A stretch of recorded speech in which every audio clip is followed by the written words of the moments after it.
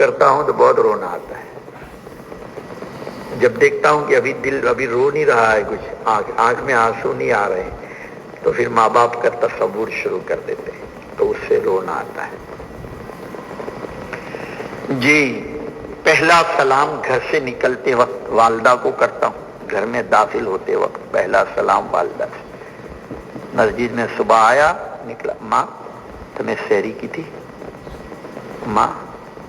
رات کو بھی دیر سے آیا بارڈولی سے، تو میں نے پوچھا ماں تمہیں کھا دوں کہ تم انہیں پانی لاؤں تمہارا؟ تو آدمی دعائیں لے کے جب کام کرتا ہے تو مزے ہی مزے. میں نے تو پورے حرم میں یہ دعا مانگی، میری دعا کا دروازہ کھلا رکھنا. تو میری ماں کیا کہتی ہے؟ آوی دعاؤں کا مانگو. میں کہ میرا دروازہ، آپ کو دکھ کیا ہے یہ بتاؤ پہلے، آپ کو کوئی تکلیف نہیں؟ کہا نہیں مجھے کوئی تکلیف نہیں، میں بہت خوش ہوں میری اولاد سے. میری ماں نے بہت کام کیا. میرے والد جو ہیں وہ جو کہ بڑے سرمایہ کھیدوت کاشتکار کے آدمی تھے، بیٹے تھے، انہوں نے کچھ نہیں کیا، یعنی کام نہیں کیا کھیتی میں. میری ماں ہی کام کرتی تھی بیچاری کھیت میں، اکیلی دوڑتی تھی. چھوٹے چھوٹے ہم بھائی بہن، ایک کے بعد دوسرا، دوسرے کے بعد تیسرا، ایک سال میں بچے ہوتے تھے، تو سب کو، ایک کو جھوڑی میں، ایک کو گود میں، ایک کو چھاتی میں، اور بہت کام کرتے. آج الحمدللہ میری ماں کی راحت دیکھتا ہوں، خوشی ہوتی.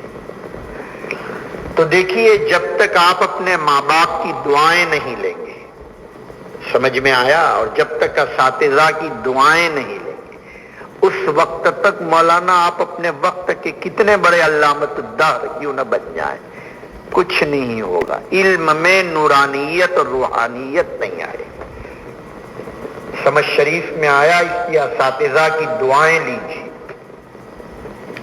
ماں باپ کی دعائیں لیجیے. ماں باپ کے بارے میں کوئی تصور نہ ہو.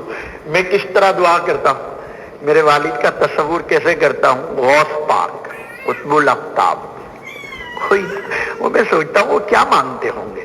اب بھی جب بھی سوچتا ہوں، وہ ہر وقت مسجد میں مانگتے رہتے ہیں، بہت دیر تک ہاتھ اٹھائے اور ایسا لگتا ہے ویسے ہی بیٹھے، یعنی ہونٹ بھی نہیں ہلتے تھے ان کے. تو کیا مانگتے ہیں؟ میں ایسا سوچتا رہتا ہوں. فقط انگریزی پڑھے لکھے آدمی تھے، لیکن بہت محنت کی. تو عرض یہ کرنا ہے کہ ماں باپ کی دعائیں اور اساتذہ کی دعائیں لیجیے. بات چل رہی تھی